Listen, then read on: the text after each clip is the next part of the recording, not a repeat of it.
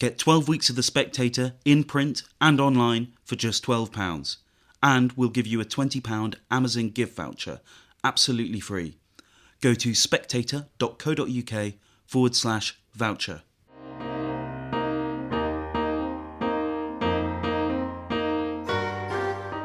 Hello and welcome to Spectator Out Loud. I'm Fraser Nelson.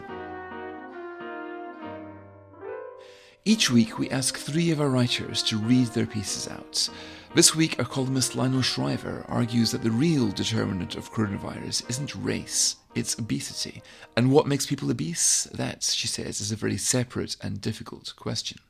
Simon Cooper, who's the founder of Fishing Breaks, asks whether the return of beavers into England's river is really something to be celebrated. And Gerri Peev looks at the downfall of Bulgaria, where she was born, and asks why the European Union keeps backing its kleptocratic government. First, Lionel Shriver. In the UK's capital city, where do the fewest obese people live? North London. The most? East London.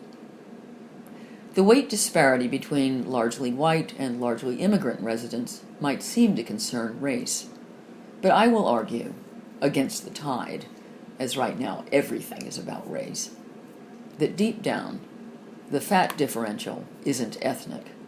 The American and British media have chided for months about higher COVID fatality rates among minorities, and I've previously cast medical dubiety on the fashionable claim that these patients are dying of racism. Released last month, a statistically meticulous Columbia University study of some 7,000 cases validates my skepticism. As the New York Times reported, the study did not find race or ethnicity to be an independent risk factor. The researchers did find extreme obesity to be a strong independent risk factor for worse outcomes. Indeed, when isolated from conditions like diabetes that corpulence can trigger, obesity alone raises the likelihood of a dire COVID response by fostering inflammation and breathing difficulties. The crucial variable isn't race, it's fat. Patients with extreme obesity, a BMI of 40 or more, were almost 3 times more likely to die from COVID than people of normal weight. Those with a BMI of 45 or more were 4 times more likely to die. And poundage is as perilous for young people as for the over 60s. The cross-Atlantic correlation between weight and ethnicity is awkward. A staggering 42% of all Americans are obese, 9% extremely so. The same figure as for the white majority. The prevalence of obesity among blacks is nearly 50%. Among Hispanics, 45%. Among mostly East Asians, only 17%. After 3 hours of digging online, I can only conclude that the British breakdown of adult obesity by race is a closely held state secret. UK obesity rates are only widely available under the combined category of overweight and obese, whose greater breadth would have a leveling effect. Countrywide, about 62%. Black, 74%. White British, 63%. Mostly South Asian, 57%. And South Asians apparently suffer size-related ill health at lower weights than whites. Chinese, 35%. I can at least verify that in Britain, black and Pakistani women are especially prone to wider waistlines. So if you've reached the same quiet conclusion anecdotally, it's not because you're a bigot. At least, not only because you're a bigot. In both countries, why are blacks especially so heavy? When bringing themselves to allude to this phenomenon at all, condescending liberal commentators bend over backwards to remove personal agency from living with the burden of obesity, while themselves eagerly embracing fads like the 5-2 diet. as if the privileged dump fat on unsuspecting minority neighborhoods through an underhanded scheme of corporeal fly-tipping.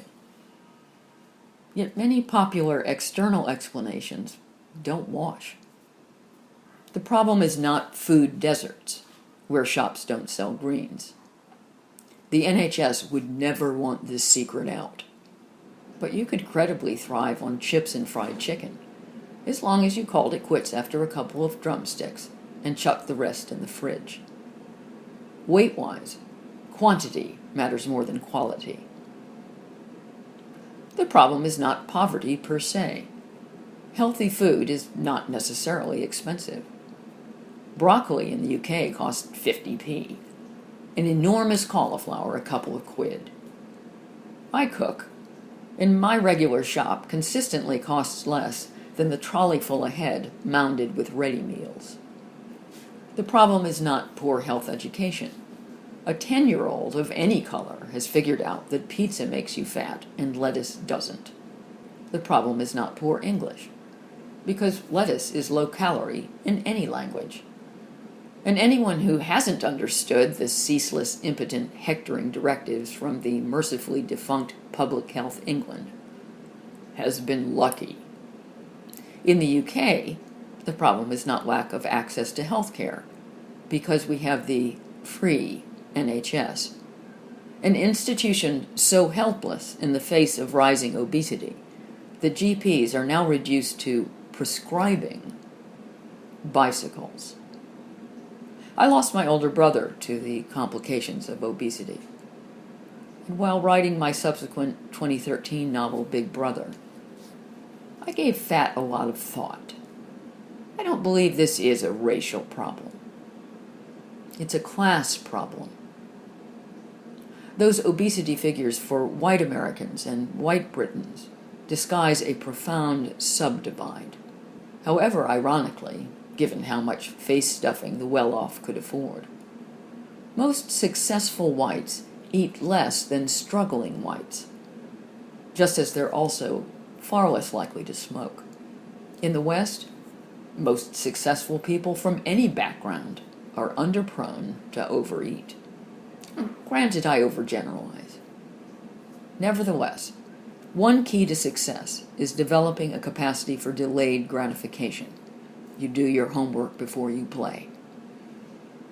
Affluent professionals enjoy eating ice cream as much as anybody. But an attractive, healthy body is a form of human capital. To refrain from polishing off the Haagen-Dazs is to protect your wealth in a larger sense. It's an investment in your future. Among whites and non-whites alike, stuck on a social stratum that cultivates low expectations. Overeating constitutes a refusal to invest in a future in which this cohort has little faith. My broke, demoralized brother ate out of hopelessness. There's no reason to protect human capital that's buying you nothing. If the future looks dim, it makes perfect sense to indulge in immediate gratification, because the kebab sitting on that takeaway wrapper is the only kind of gratification you're apt to see. This is not, I repeat, not a character failing. It's a sign of rationality. Oh, other factors pertain, like cultural norms, not only within minority communities, but across the board in both countries, whose cultures have reconfigured the human proportions now considered ordinary. In the American Midwest, for example, chunky has become simply what people look like. Yet at core, this issue still seems teleological. It's fun to eat, and it's way more fun to eat carrot cake than carrots.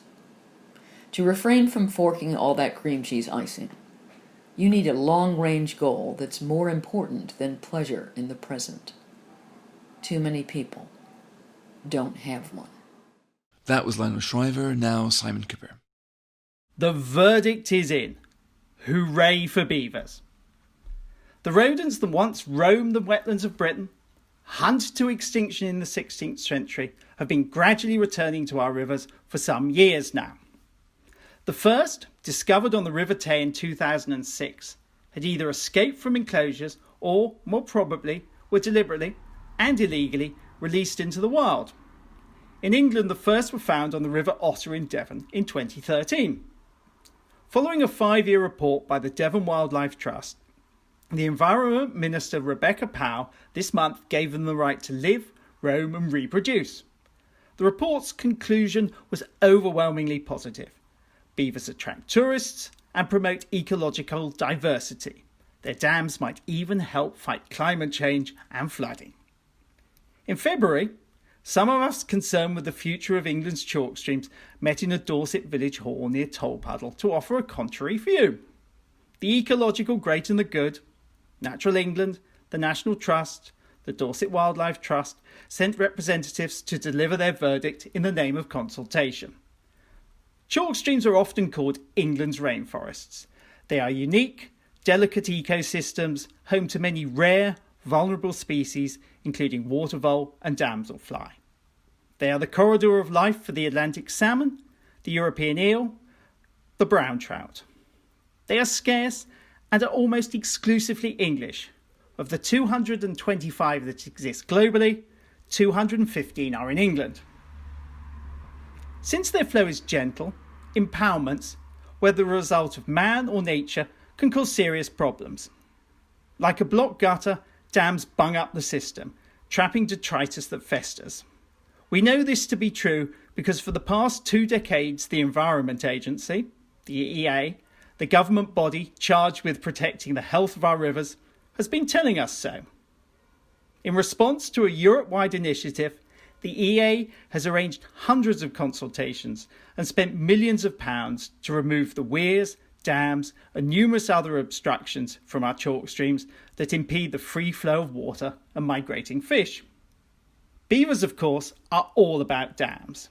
Natural England, the government's advisor for the natural environment, has deemed these impoundments to be good, in contradiction to the EA. In the right place they are. They can create a healthy wetland, but they will do great damage in the chalk stream valleys. The river below will become starved of water, at best a dirty ditch. Soon the fish, water voles, amphibians and insects will flee or die. Beaver dams are nigh on impenetrable for fish. Trout or salmon moving upstream need a run-up to leap a dam. In fact, there is a formula to guide their efforts. The plunge pool needs to be 1¼ times deeper than the dam in front of it. Since a beaver dam is at least 4 foot tall, any trout will be able to clear one on the Otter, but there's little hope of that happening on chalk streams, which are typically shallow. But pointing out these negatives does not seem to have much effect on the National Trust, Britain's biggest landowner, which is set on wild releases in the Purbeck Hills.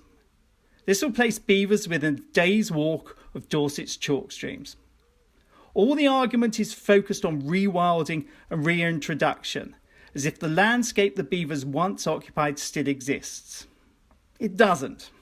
In the 500-year absence of beavers, the wetlands of chalk valleys have been transformed into water meadows, a balanced ecosystem that beavers would upend as the streams are transformed from Tennyson's brimming river to a series of static water ponds prone to siltation and deoxygenation with a loss of spawning habitat.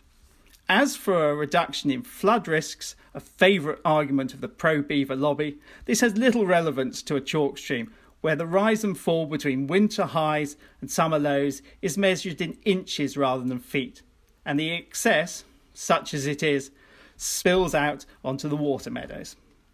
Like the National Trust, the Dorset Wildlife Trust are beaver smitten. At our meeting, there was an extraordinary exchange between a trust representative and a landowner who asked, given that the trust river flowed into his, why he hadn't been consulted about the release of beavers into a 3-acre enclosure. The reply was tart. We're a private company, so we don't have to. The deck is stacked against the status quo because beavers have captured the zeitgeist. Those of us who have concerns have been treated with the kind of hostility usually reserved for climate change deniers. The government's decision about the river otter proves the point. It is based on an impact study of the local environment. The report does not ask what may happen if the beavers roam to the nearest chalk stream valley, just 30 miles to the east, or examine the wider effects for fish, wildlife and landscapes very different to those in Devon. And if beavers do cause problems to chalk valleys, any hope we can get rid of them is fanciful. If you thought the badger cull was controversial, try going after beavers. My view is that Natural England should adopt a precautionary approach and impose a moratorium on future licences for both wild and enclosed releases until 2030. In that time, the beavers on rivers such as the Otter can take their chances. If they thrive without causing permanent damage, the fears of us beaver sceptics will have proved unfounded. The country has done pretty well without beavers for 500 years. I don't think waiting another 10 will make much difference. That was Simon Cooper. And finally, Gerri Peev. My father's faith in communism evaporated during a summer of back-breaking work at the docks on the Black Sea. Like all good young Bulgarian communists, he had to undertake a few months of hard labour during university holidays, unloading cargo before going back to his studies. He saw then the way the economy worked, or didn't. It was all about gaming the system. The best jobs and most lucrative contracts went to party members and stooges. He began to work on his escape plan. Years later, he abdicated his posting in the Middle East outpost and fled to the West. I often wonder what would have happened if our family had stayed put, given that my native Bulgaria is now a member of the European Union. But it doesn't take very long, reading its newspapers, to find out how little has changed. The conspiracy and paranoia remain, but this time they are aided and abetted by billions in EU funding. And for as long as those running the country make pro-EU noises, they don't get trouble from Brussels. It's a scandal, but few outside the failing state care. Bulgaria has the dubious distinction of having the highest level of corruption in the EU, according to Transparency International. But only now are the shenanigans surrounding the current Prime Minister, Boyko Borisov, an ex-firefighter, finally getting some international attention. Pictures of Borisov sleeping in his bedroom with a Glock 9mm handgun and bundles of €500 notes stuffed in his drawer have been leaked and sent around the world, as have recordings of his phone conversations, peppered with profanities and plots. Borisov has tried to shrug off photos, arguing, in effect, that everyone must know that the Prime Minister of the most corrupt member of the EU has to sleep with a gun. His detractors were out to get him, he said. All that was missing was a little boy next to me. But even in a country hardened to corruption, all of this has raised questions. The focus of the ongoing anti-government protest is Borisov's links to two men, Ahmed Dogan, who used to run Bulgaria's ethnic Turkish party, and Dalian Pevski, who controls most of the newspapers. Protests erupted last month after it emerged that government security services had been protecting Dogan's luxury Black Sea compound, cutting off access to the public beach nearby. Hristo Ivanov, a former justice minister who now heads the anti-corruption Yes Party, landed a dinghy on the beach saying he wanted to plant a Bulgarian flag in the sand. He filmed the stunt on his mobile, released it on social media, and mayhem ensued. The main question people are asking: why is Borisov allowing taxpayers' money to be used to provide security to a private billionaire? It's pretty indefensible, but Borisov has found allies in the transnational European People's Party, the biggest grouping in the European Parliament. Manfred Weber, a group leader of the EPP, released a statement in support of the Bulgarian government's fight against corruption. With protests still going on, and Bulgarian citizens chanting "Mafia" outside the parliament, a defiant Borisov somehow secured a €29 billion package from the EU. One protester held up a sign that asked, "EU, are you blind?" The most likely answer is that the EU sees what it wants to see. Borisov positions himself as the only leader who can keep Bulgaria on a pro-EU trajectory, and that seems to be enough for Brussels. One Bulgarian source, who has links to the EU, tells me Borisov is seen as a conduit to Turkey. It is well known in Brussels that if Merkel wants to go to Erdogan, she can go through Borisov. He is a political cab for hire. As long as he keeps saying yes, he will receive his golden shower of euros, the source tells me. This might be a short-term strategy. Bulgarians are now asking who else is in Borisov's network and whether it might include forces outside Parliament that are by no means friendly to European interests. EU-backed plans for a pipeline that would cut Bulgaria's reliance on Russian gas have been repeatedly impeded by the Bulgarian state and, some say, Russian interests within the country. Julian Popov, Environment Minister in a former Bulgarian caretaker government, said that his country offers easy strategic pickings for Moscow. Southeastern Europe is the cheapest way for Russia to destabilise the EU. For the past 30 years, there has been a vacuum, so it's very easy for corrupt forces to influence things, he says. Borisov is now under pressure to resign, but it is far from certain that he will do so. No matter who ends up in charge, says Popov, the EU must undertake a much more thorough examination into strategic corruption. Much of the money can be accounted for on paper, but the EU should be probing who is getting the contracts and how competent is the infrastructure that has been delivered. They are rewarding loyalty at the expense of the rule of law, he added. Krasen Stanchev, an economics professor at Sofia University, argues that EU cash is being channeled to corrupt forces in Bulgaria in two ways. One is by directly distributing funds to businesses owned by Borisov cronies. Of 200 million euros recently given to rural guesthouse owners, much of it ended up being channeled to friends and families of the government and political elite. The other channel is national infrastructure funding, which can be made to look entirely legitimate. A highway construction project will be divided up into 10 to 20 kilometre stretches, deterring international companies from tendering. This makes the road more expensive to build, Stanchev says. It costs 3 times more to build a kilometre of highway in Bulgaria than in Norway, despite the terrain and price of labour in Norway. And Brussels seems happy to look the other way. Ivanov suspects that the EU's tolerance of Borisov as its Turkey whisperer points to a far deeper malaise. An empire is at the point of eclipse when it allows its border policy to be handled by local warlords, he said recently. Somebody in Berlin is making a cynical calculation. $1 billion more or less, who cares? As long as you keep buying the good favours of Borisov and you keep him stable, who cares about some tips? Along the way, the interests of ordinary Bulgarians have been forgotten. They are still living in a kleptocratic state, and all they can do is ask why so little has changed. That was Gerri Peev, and that's it from Spectator Out Loud this week. Thanks very much for listening, and thanks to our producer, Max Jeffrey.